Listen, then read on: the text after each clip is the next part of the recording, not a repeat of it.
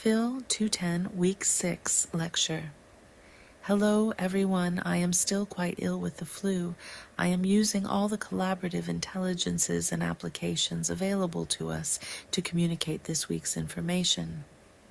Introduction. Welcome to Week 6 of Phil 210. This week we will explore a range of philosophical concepts that shape our perception of reality, belief systems, and the ways we engage with information. Our discussion will encompass comparative religion, thought experiments, rhetorical devices, and cognitive biases.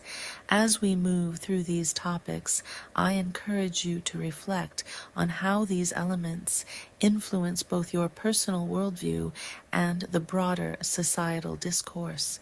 Virtual excursions exploring knowledge through cultural artifacts. To expand our understanding of historical and cultural perspectives, we will take a virtual field trip to both of the following. 1. The British Library's History of Magic exhibition, hosted through Google Arts and Culture. This exhibition delves into the historical intersections between folklore, alchemy, and early scientific inquiry. Link, https://artsandculture.google.com, Project Sidechock Harry Potter, A History of Magic. 2. The Pitt Rivers Museum, Oxford, a renowned anthropological museum housing an extensive collection of artifacts that illustrate diverse cultural practices and belief systems. Virtual tour, https www.bernardpuritans.x, virtual tour. Both excursions offer a rich backdrop for our consideration of how knowledge, tradition, and material culture contribute to philosophical inquiry. Comparative religion, understanding worldviews. Religious beliefs shape cultures, ethical systems, and individual identities. This week we will explore the 5 major world religions: Hinduism, Buddhism, Judaism, Christianity, and Islam. John Bellamy's lecture provides an overview of their foundational beliefs and historical contexts. As we examine these traditions, consider the following. How do different religious traditions conceptualize reality and morality? What similarities and differences emerge in their approaches to ethics and human purpose? How does philosophical inquiry interact with religious belief systems? The nature of reality, philosophical perspectives. To deepen our exploration of how reality is constructed, we will engage with Leonardo DiCaprio's Crash Course Philosophy on the Nature of Reality. The key points include subjective versus objective reality. How do our perceptions shape what we consider real? Philosophical skepticism. Can we ever truly know the nature of reality, or are we bound by the limitations of our senses and cognition? The role of science and empiricism. How does scientific methodology contribute to our understanding of existence? Thought experiment, the dilemma of choice. This week's thought experiment, presented by Doug McKay, asks, if you could only save one person in a life or death scenario, who would you choose? This prompts questions of ethical frameworks, utilitarianism versus deontological ethics, the weight of personal relationships versus abstract moral principles, the role of bias in decision-making. Reflect on how you might approach such a scenario and what it reveals about your moral intuitions. Rhetorical devices, tools of persuasion. Understanding rhetorical devices is essential for analyzing persuasive language. Below are some key rhetorical techniques frequently encountered in everyday speech and writing. Anaphora, repetition at the beginning of successive clauses, e.g. Churchill's "We shall fight" speech. Hyperbole, deliberate exaggeration for effect, e.g. I've told you a million times. Irony, stating the opposite of what is meant, often with sarcasm, e.g. calling a stormy day lovely weather. Parallelism, structuring phrases or sentences in a similar way for emphasis, e.g., like father, like son. Rhetorical questions, questions asked for effect rather than answers, e.g., why even try? Emotionally laden language, words designed to provoke strong feelings, e.g., heartbreaking, heroic. Understanding these devices helps in both crafting persuasive arguments and critically analyzing the rhetoric we encounter.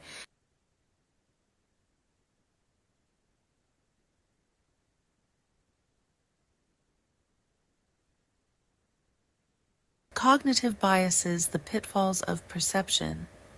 This week we focus on a selection of common biases that shape our thinking. 1. Anchoring bias, over-reliance on initial information when making decisions. 2. Availability bias, favoring information that is readily available rather than seeking more accurate sources. 3. Bandwagon effect, adopting beliefs because they are popular rather than critically evaluating them. 4. Belief bias, giving more weight to arguments that align with our pre-existing beliefs. 5. Confirmation bias, seeking out information that confirms our viewpoints while ignoring contradictory evidence. 6. Egocentrism, working from a place of total self-centeredness to the point of assuming our experiences and perspectives are the most important and correct beliefs and either already are or should be universally shared. And this differs from false consensus in that false consensus is the tendency to think that our own views are shared by the majority of people in the world. It is possible to simply get trapped in a bubble or stuck in a very insulated perspective without realizing that we are. For example, a person might assume that others share their beliefs or opinions even when there is no evidence to support this assumption, and be rather surprised with the candidate they assumed would win the election does not. 7. Ethnocentrism, judging other cultures based on our own cultural standards, e.g., assumptions of superiority. Recognizing these biases allows us to think more critically and engage in more reasoned discussions. Conclusion: the intersection of knowledge and perception. This week's themes: comparative religion, reality, ethical dilemmas, rhetorical persuasion, and cognitive biases, underscore the complexity of navigating the everyday. As Phil 210 engages with these materials and discussions, please consider how your own perceptions, beliefs, and biases shape your understanding of the world. If you have any questions, please reach out via email at dunnen_k@heritage.edu. Aperta Veritas and Dr. Kirsten James Dunn's voice clone. All rights reserved.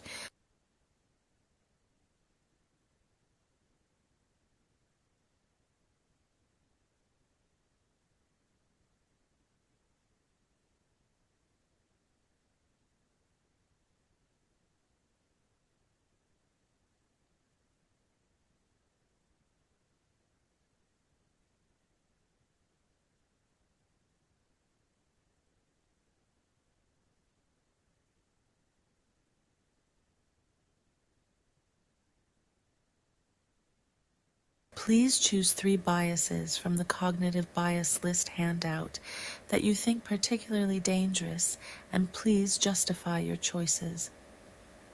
Also, in this course, we have talked about the structure of arguments and types of reasoning. We have talked about what a challenge it can be to sort fact from fiction. We also have talked about the basic branches of European philosophy, namely epistemology, axiology, metaphysics, and methodology.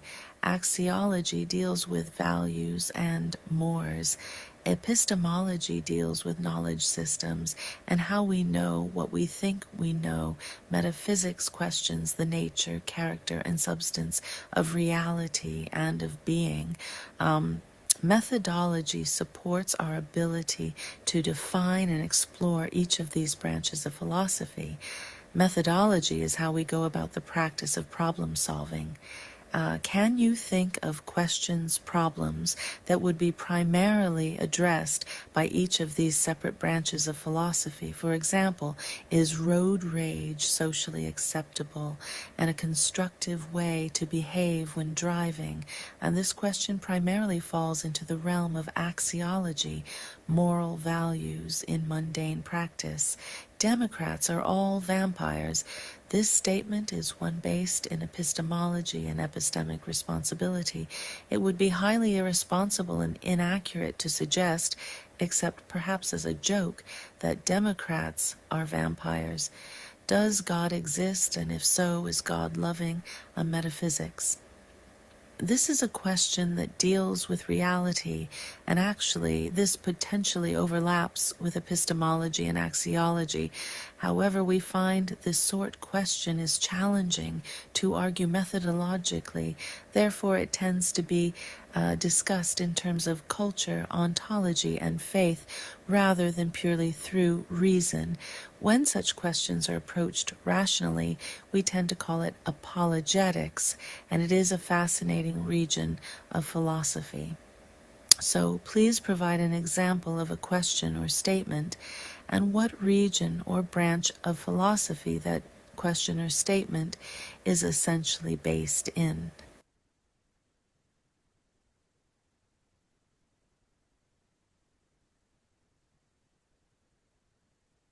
What is spatial rhetoric, and how might we better understand this week's virtual excursions by applying spatial rhetoric as a conceptual context? Rhetoric is the art and science of persuasion. Our physical spaces are speaking to us all the time. Of course, we can see that an advertising billboard is speaking to us, but what about our classrooms? What about the Heritage Toppenish campus spaces? For this forum, I would like students to write about spatial rhetoric.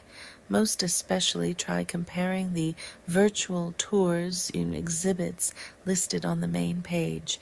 For the Pitt Rivers in Oxford and the separate British Library tours, how are they different from each other?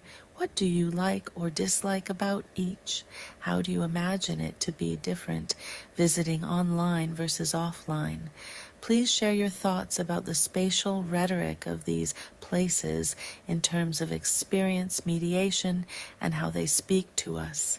Here are the links to the virtual tours. Again, this week we will go on a virtual excursion to the British Library's History of Magic online exhibition at https://artsandculture.google.com/project/Harry Potter, a history of magic, or virtual field trip to the Pitt Rivers Museum, Oxford, https://www.ceerm.ox.ac.uk/virtual tour.